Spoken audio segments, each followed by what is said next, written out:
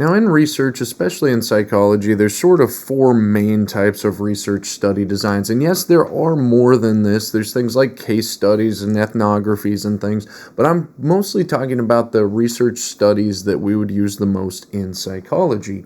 And the purpose of today's video, and there will be a separate video for each of these: observational, correlational, experimental, and quasi-experimental, but the one that we're going to focus on in this video is experimental. So in experimental research, so we're going to focus right there. In experimental research, there are two or more groups of an independent variable. So the independent variable, we define this as the presumed cause, right? We expect that if we're running this study, we expect that our independent variable is potentially a cause of our dependent variable, or else we would have never run that study, right? So we've got groups here. So it's a categorical independent variable, meaning that you are either, like our participants are either in group A or group B or group C, right? So there's two or more groups of that independent variable, and the experimenter manipulates this, right? And that children, in this case, maybe as our sample, are randomly assigned to those groups. So take, for example, the classic Bobo doll study, which is what I've based this one on.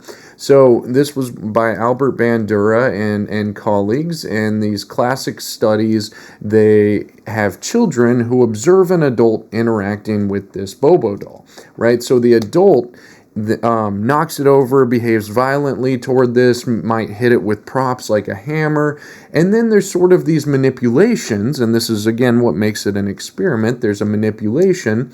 The adult is either reprimanded or they are praised for how they interacted with that Bobo doll, and this is sort of testing social learning theory. Will children learn by observing adults, and will they learn consequences and rewards based on observing adults? So in this case, they're seeing, after the child observes the adult being reprimanded for that behavior, are they less likely to hit the Bobo doll themselves? If they observe the adult being praised for that behavior, are they actually more likely to choose to hit that? Basically, we're asking, do children potentially learn aggression by observing others? And I just want to kind of draw out what's happening in this study. It's that your participants enter the room, right?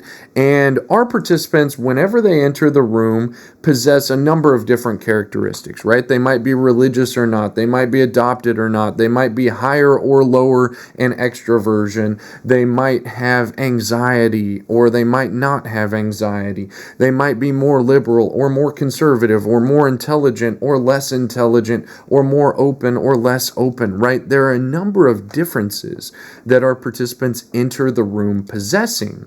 Now, we do what's called random assignment.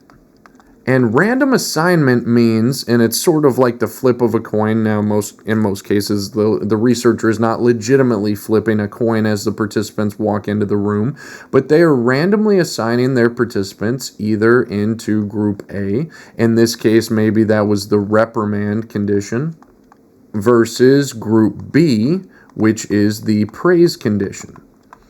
And you might ask yourself, what's the main reason that we randomly assign our participants? Well, remember how I just said that participants come into the room possessing a number of different characteristics, whether they're more open or less open, or more extroverted or less extroverted. Maybe some of your participants are cisgender men, maybe some of your participants are cisgender women, right? There's a number of different differences between our participants, and we want to make sure that if there is a real difference, I mean, if we look at like what's the child's likelihood of exhibiting aggression after watching this toward the Bobo doll, you could have group A, which is the reprimanded condition. They might be less likely than group B to exhibit violence after watching the reprimand versus the praise, right? And you see this real difference potentially between these conditions. It's that when the child saw the adult get reprimanded, they're less likely to exhibit aggression than when they saw the adult get praised. And in this case, we expect that after we washed out the individual differences, so remember, participants entered the room possessing a number of different individual differences but then we randomly assign them to either group A, which is the reprimand condition, or group B, which is the praise condition, we assume that those sort of wash out because they were randomly assigned. It's highly unlikely that all of the liberal participants will get randomly placed into group A and all of the more conservative participants will get randomly placed into group B. It's highly unlikely that all the cisgender men get placed into group A, all the cisgender women get placed into group B. It's just highly unlikely that that would happen when you are randomly assigning people to groups. And that is why this idea of random assignment is such a key factor in experimental studies.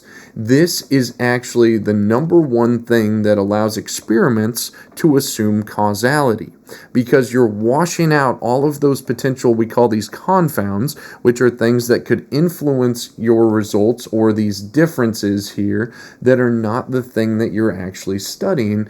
And because we randomly assign participants to groups, we then manipulated our independent variable and then measured our outcome variable, we're able to confidently say that probably the difference between condition A and condition B is what caused the change in aggression levels in children. And again, this is called an experimental study.